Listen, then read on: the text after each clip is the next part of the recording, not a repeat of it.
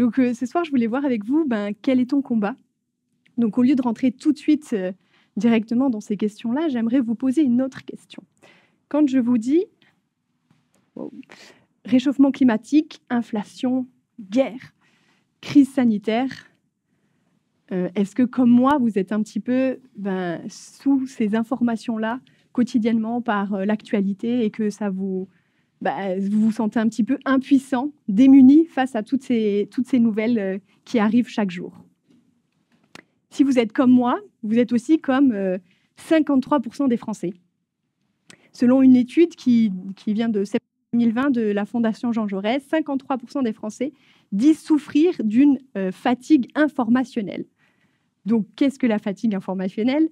Ils ont aussi, dans cet article-là, interrogé une professeure des sciences de l'information et de la communication qui a pu dire que c'est normal, depuis 2020, on est confronté à une multiplication de sujets anxiogènes, notamment avec la crise du Covid, la guerre en Ukraine et bien sûr avec les guerres au Proche-Orient. Donc, ces différents sujets sont de plus en plus anxiogènes et engendrent chez nous vraiment cette fatigue de plus en plus informationnelle sur nous. Et elle nous dit quand même une chose assez intéressante, c'est que il y a quand même deux choses qui peuvent nous fatiguer face à cette surcharge-là. Ces surcharges, soit ça nous rend aussi plus sensibles à croire plus facilement aux fake news, et aussi ça nous rend de moins en moins empathiques envers ce qui se passe autour de nous, puisqu'on est habitué à avoir des images catastrophiques et à avoir des sujets vraiment horribles. Et du coup, forcément, on est de moins en moins ouvert à la souffrance de l'autre. Donc, c'est intéressant de voir que la surinformation, des fois, on est content d'avoir quand même des informations, de communiquer, parce qu'on se dit c'est comme ça que je vais pouvoir contrôler quelque chose. Et en fait, quand on voit que c'est des informations où je ne contrôle rien, finalement, ça ne m'aide pas vraiment.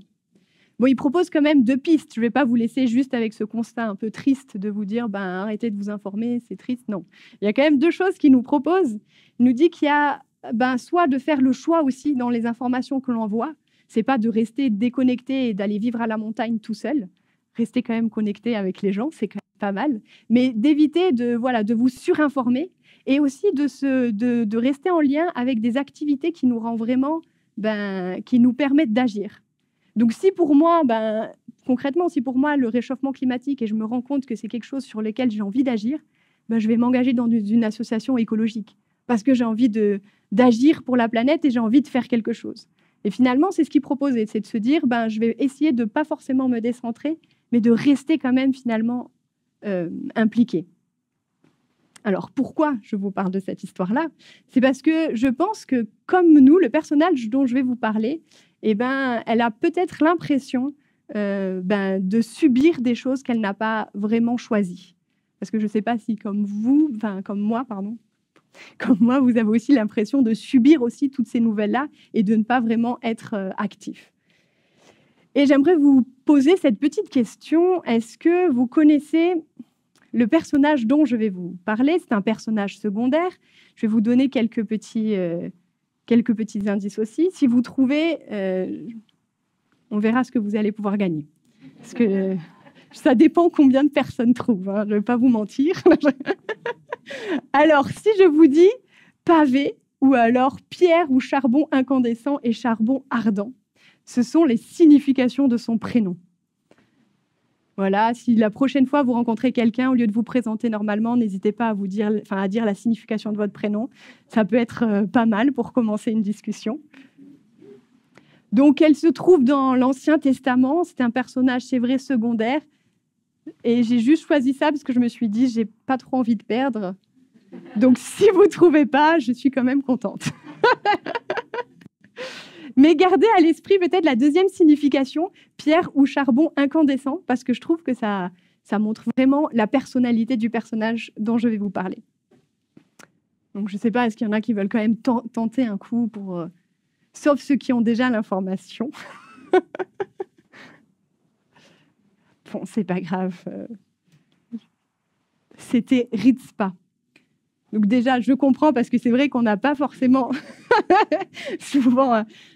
j'ai eu peur. J'aurais pu alors jouer avec vous et essayer de vous proposer des choses peut-être Alors c'est vrai qu'on la trouve pas vraiment, on la trouve que dans 2 passages dans le texte biblique. Je vais vous raconter un petit peu son histoire et voir ce qu'on peut apprendre d'elle. Et je trouvais que cette citation de Gandhi était vraiment en rapport avec qui elle était vraiment, en rapport avec ce qu'elle a fait. Elle nous a dit, si la non-violence est la loi de l'humanité, l'avenir appartient aux femmes. Qui peut faire appel au cœur des hommes avec plus d'efficacité que la femme. Et je vais vous raconter l'histoire, et là, vous allez vraiment comprendre pourquoi j'ai pris ce texte-là.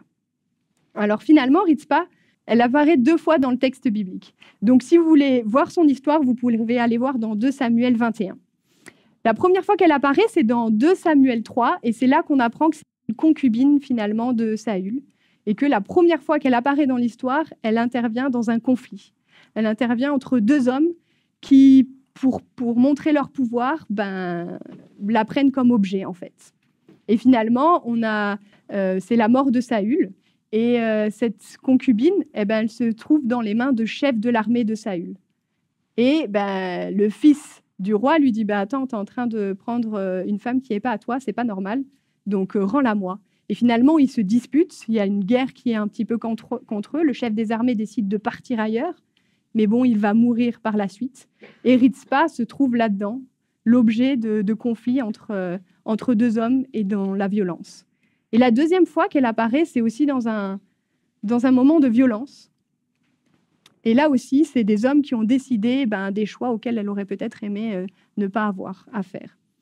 C'est sous le règne de David, et en fait, on est à 3 années de famine. Donc 3 années où il n'y a plus d'eau, plus de nourriture, plus assez en quantité pour le peuple. David, ça le stresse un petit peu. Il se dit, mais mince, comment est-ce que je vais faire pour que tout puisse bien aller? Je vais me demander à Dieu. Je vais demander à Dieu qu'est-ce qui se passe.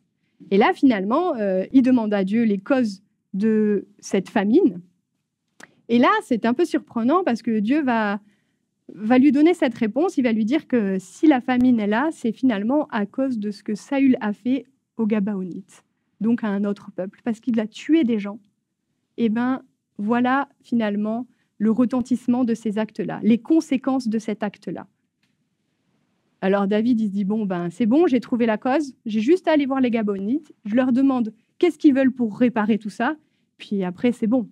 Donc il va les voir et il leur demande réparation. Il va même jusqu'à leur dire, quoi que vous disiez, je l'exécuterai pour vous. Et justement, les Gabaonites, ils leur disent, non, on ne veut pas d'argent, on ne veut pas d'or. Nous, ce qu'on veut, 7 descendants de Saül qu'on exécutera et qu'on va exposer sur une colline. Bon, David, lui, dit, OK, il n'y a pas de souci.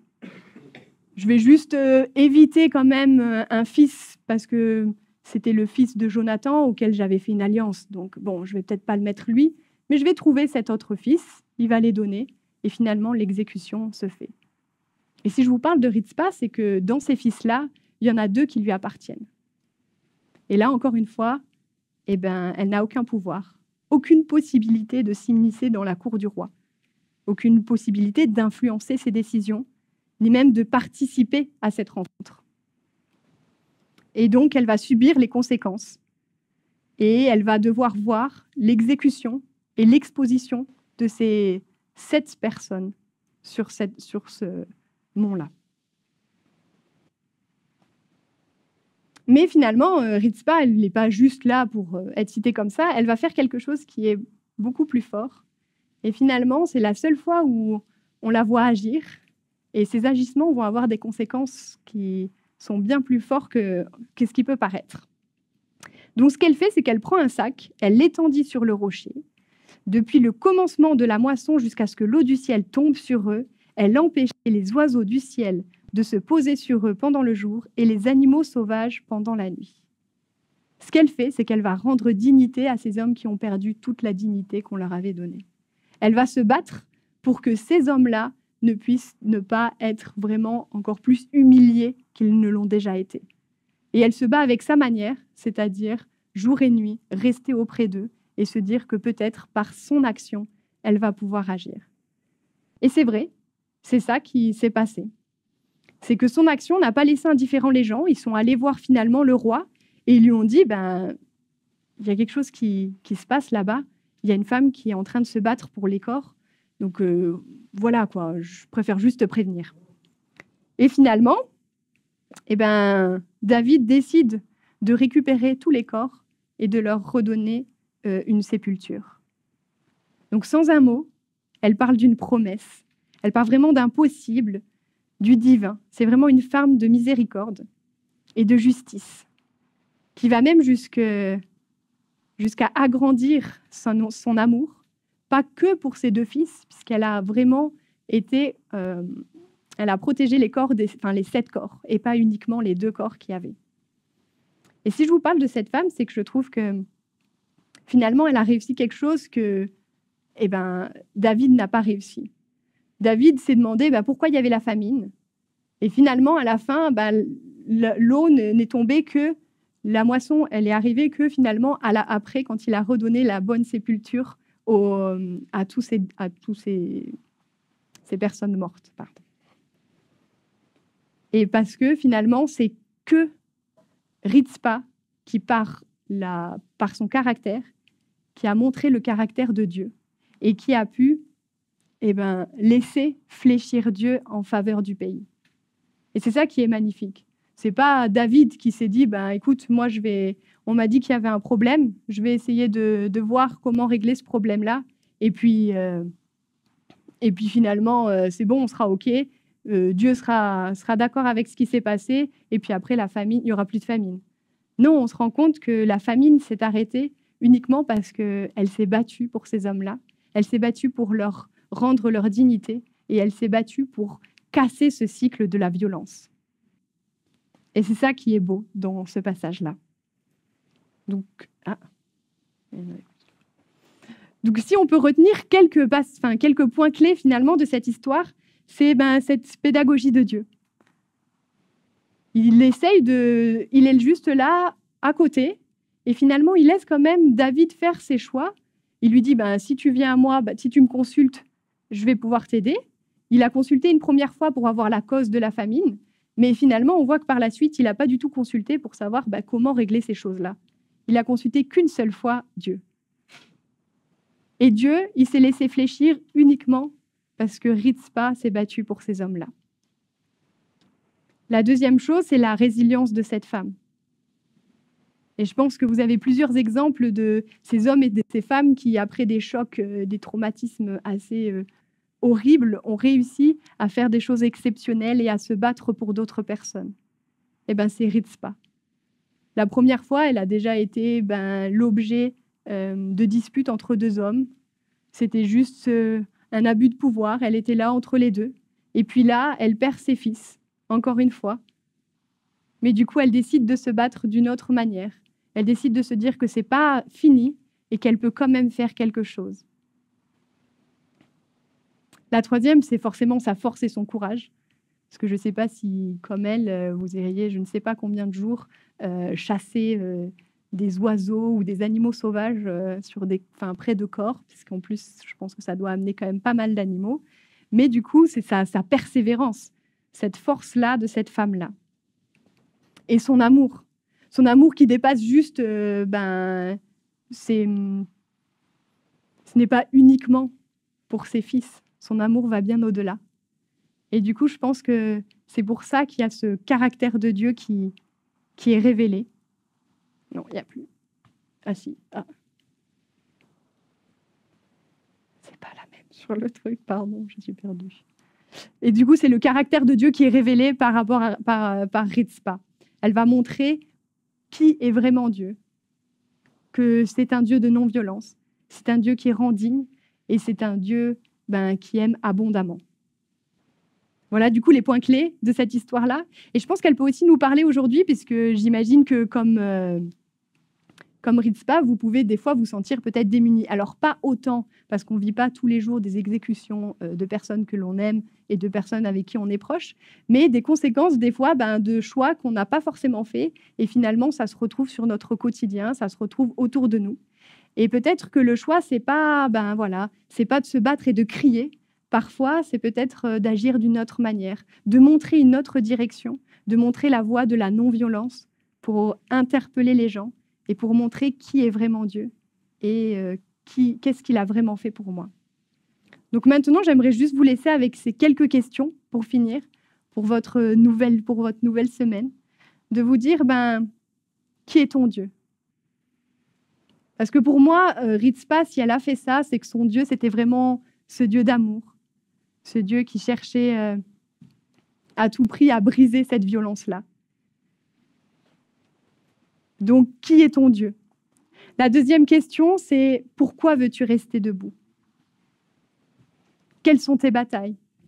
Quelles sont tes valeurs et qu'est-ce qui te fait que tu peux te battre pour demain? Et finalement, quel est ton combat? Donc, je ne sais pas ce que vous pouvez traverser, mais que l'on puisse se rappeler de qui est notre Dieu pour nous aujourd'hui et comment finalement agir, même dans notre quotidien, autour de nous, et que peut-être par des petites actions, on puisse éveiller des consciences et on puisse peut-être interpeller les personnes qui sont autour de nous et puis refléter surtout ce caractère de Dieu.